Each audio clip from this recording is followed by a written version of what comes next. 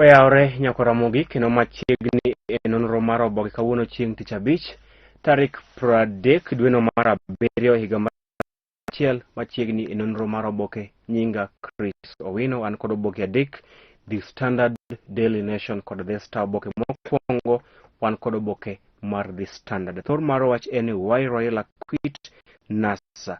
Odinga surprise decision frees ODM from coalition edicts and allows it to chart a new course even as party threatens to withdraw 152 million shillings political parties funds it had offered to share with its partners.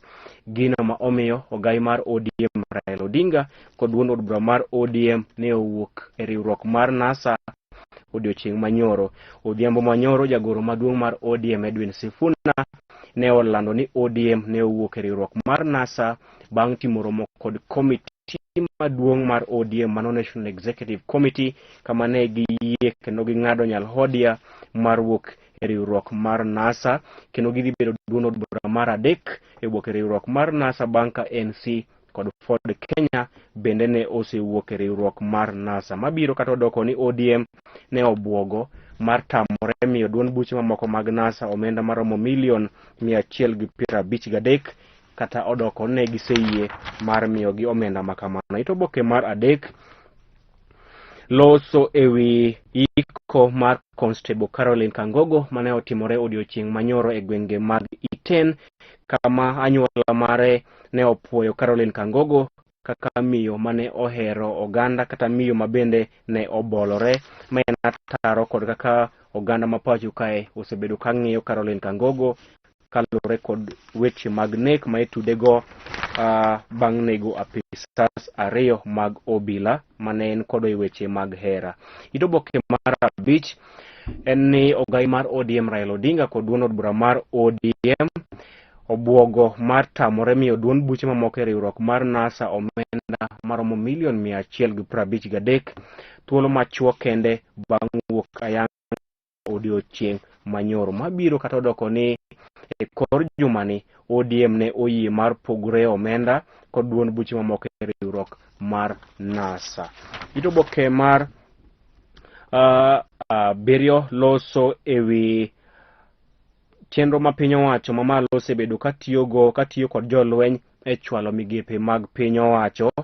Gino ma osebedo kayudo kwete pacho kae koro odiochieng' manyoro jatend jolweny ma pacho kae mano Chief of Defence Forces Robert Kibochi ne ogolo pache ewi gimomiyo piny owacho osebedo katiyo kod jolweny e tayo migepe mopogore opogore mag piny owacho. Ito oboke mar aboro jatend piny owacho Uhuru Kenyatta duogo e pacho kae kod ber mogundho bang' ndalo adek bang' timo limbe mar ndalo adek e piny Ingereza.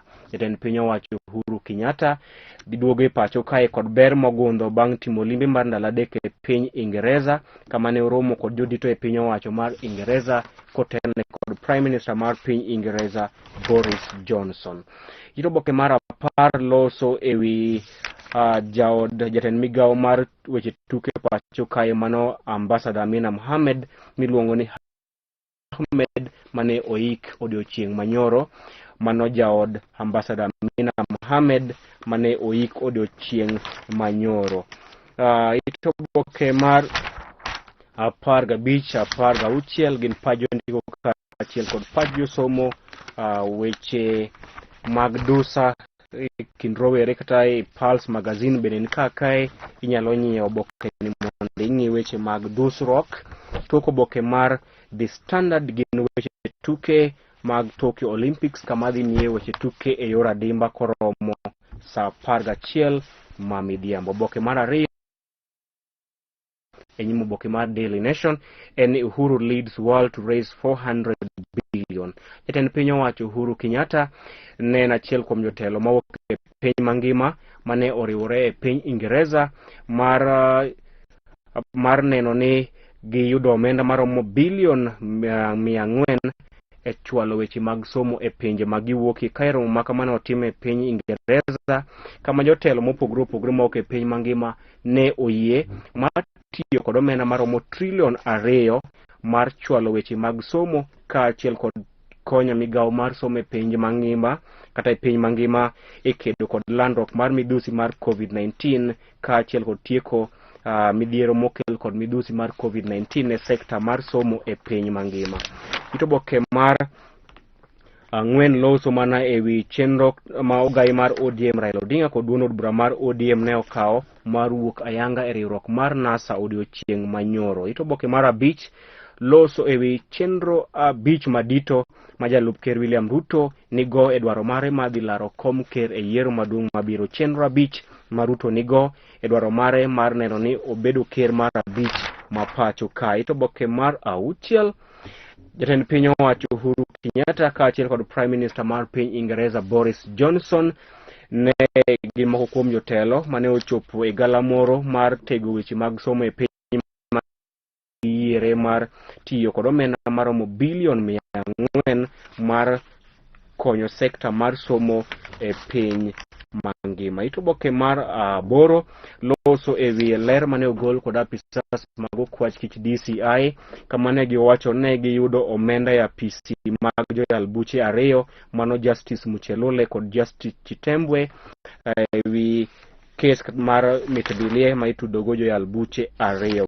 Oboke mar apar loso ewi tuo mar COVID-19 kama kata doko ni tuo mar COVID-19 dhi nyime kod idho malo e pacho kae, oganda ok lure kod chike moket mag duoko piny landruok mar midhusi mar COVID-19. Jondiko kaachiel kod pach josomo bende oboke ni mar Daily Nation. Tok oboke mar Daily Nation gin weche mag tuke. Oboke mogik aneno ka director mar ang'isa ni thuolo oniang' nikech oboke ochopo moleo. Oboke mogik kan kod oboke mar The Star. Thor mar wach en ni One Kenya unity rocked by rivalry over flag bearer. En riwruok manyien mar One Kenya Alliance ni kod midhiero maduong' mar gwelo jachung' mare malaro kom ker e yiero maduong' mabiro mane oyangore kinde ma moko kuom jodito mag Wiper ne owacho ni nitiere jogo masundo Musalia Mudavadi mondo olar kom ker, ka giwacho ni jomoko kuom jotelo e pacho kae nyiso Musalia Mudavadi nyaka obed e debe kata nyaka olar kom ker e yiero maduong' mabiro, makelo ywaruok e riwruok mar One Kenya Alliance mar gwelo jachung' margi e yiero maduong' mabiro. Oboke mar ang'wen nyaka oboke mar abich pod loso mana e ywaruok e One Kenya Alliance kata midhiero masani koro okwako One Kenya Alliance bang' ka moko kuom jood bura mag Wiper ne olero ni nitiere jok moko machuno Musalia Mudavadi mondo obed e debe kata odhi olar kom ker e yiero maduong' mabiro kod otiko mar One Kenya Alliance. Gino ma jood bura mag Wiper ok mor kodo.